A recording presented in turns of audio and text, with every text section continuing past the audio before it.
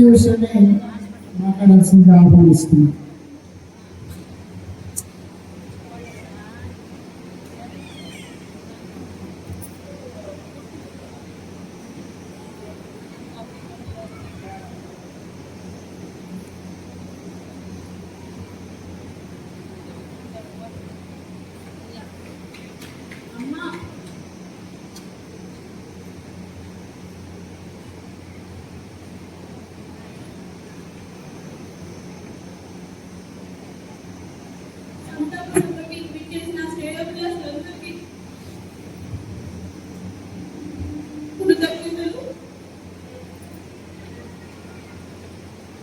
చిన్నప్పటి నుంచి నేను అమ్మని చూస్తూనే పెరిగాను. నేను తల్లిదండ్రులు ఇద్దరే మా ప్రపంచం ఉండేది.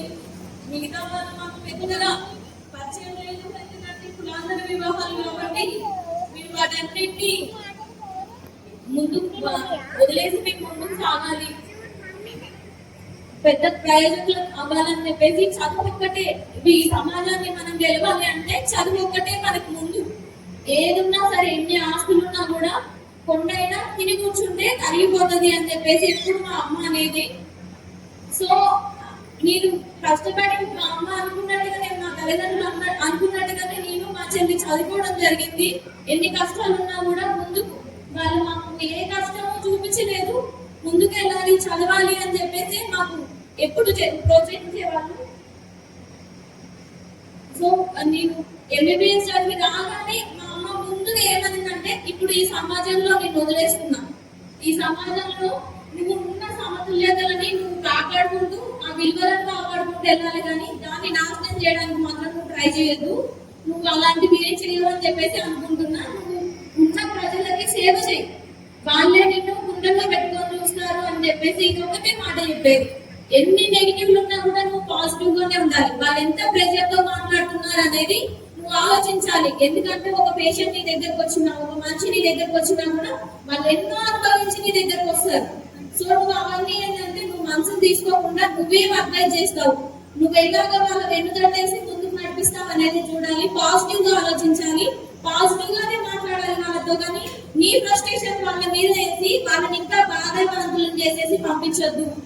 వాళ్ళ ఇంటికి వెళ్తున్నారంటే నువ్వు ఇచ్చిన ధైర్యంతో వెళ్ళేసి ఆ జబ్బు నయం చేసుకోవాలి సగం. కానీ మందులతోనే కాకుండా 50% నువ్వు ఇచ్చే దాంతోనే నయం అవుతుంది అని చెప్పేసి ఎప్పుడు చెప్తుండేది. సో నాకు గవర్నమెంట్ జాబ్ వచ్చినప్పుడు మహబూబాబాద్ జిల్లాకు వస్తున్నా అంటే మొదటగా సంతోషపడింది మా తల్లి.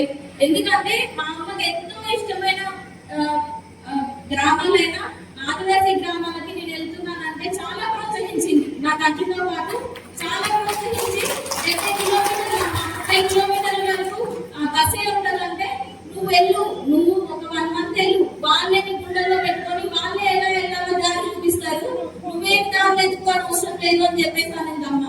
అమ్మ చెప్పినట్టుగానే నేను ఇప్పటికీ ఇది 2.5 సంవత్సరాలు 3వ సంవత్సరం గడిచిపోతుంది. కానీ ఏ ప్రాబ్లం లేకుండా, ఏ ఇబ్బంది లేకుండా రాత్రులు కూడా నేను విజయవంతంగా డెలివరీ చేశాను. ఎందుకంటే నాకు అంత బాగా ప్రజలు గుండెలో పెట్టుకొని చూశారు. మా అమ్మ చెప్పినట్టుగా ముందుకు నడవడం వల్ల నేను ఆ వెలుగు నేను చూడగలిగాను. సో నేనేం చెప్తున్నానంటే, అమ్మ మాకు ఒక టీచర్ లాగే, ఒక తల్లి లాగా కాకుండా ఒక సమాజాన్ని పరిచయం చేసింది.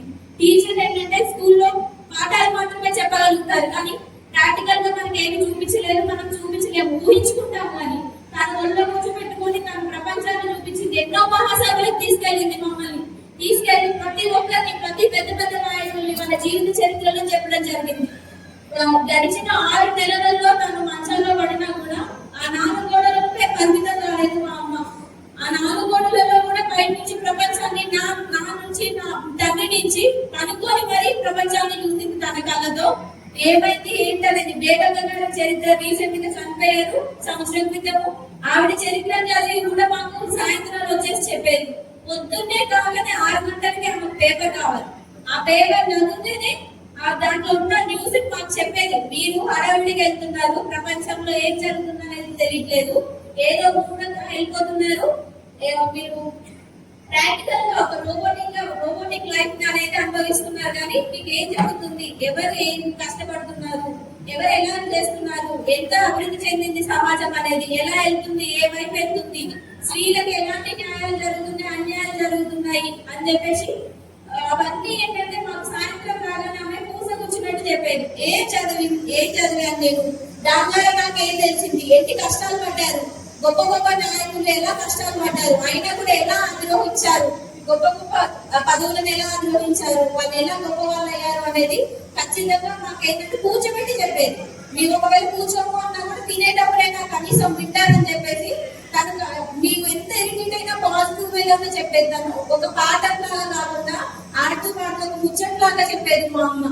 కానీ చివరి నిమిషంలో తను ఒక సోల్జర్ లాగా, ఒక విప్లవకారులాగానే ఎలాగా చాలా కష్టపడింది. లేచి నిల్చోలేదు అనుకున్నాం, తను ఉన్న బరువుకి తను నిల్చోలేదు, ఫ్రాక్చర్ అయిపోయింది అని చెప్పేసి అనుకున్నాం. కానీ తనకి అన్ని ప్రాబ్లమ్స్ ఉన్నా, డయాబెటిక్ ఉంది, హైపర్ టెన్షన్ ఉంది, సైకాట్రిక్ ప్రాబ్లం ఉంది, కిడ్నీ ప్రాబ్లం ఉంది, హార్ట్ ప్రాబ్లం వచ్చింది. లాస్ట్ కి ఎన్ని ఒడిదుడుకులు ఉన్నా కూడా తను లేచి నిల్చుని లాస్ట్ చివరి నిమిషంలో ఒక 1 month నడవగలిగింది. కానీ ఆ నడకలోనే చిన్న తప్పిదం వల్ల జారి కింద పడిపోయి మళ్ళీ మంచాలు పాలైపోయి లాస్ట్ చివరి నిమిషంలో పోరాడుతూనే మా చేతిలోనే కనుమూయడం మాకు చాలా బాధాకరంగా ఉంది. ఇంకా జీర్ణించుకోలేదు. కానీ మా మమ్మీ నింపిన ఏదైతే సమాజ విలువల కోసం కలగలిందో అదే సమాజంలో మీకు నడుస్తామని చెప్పేసి కోరుకుంటున్నాను. Thank you.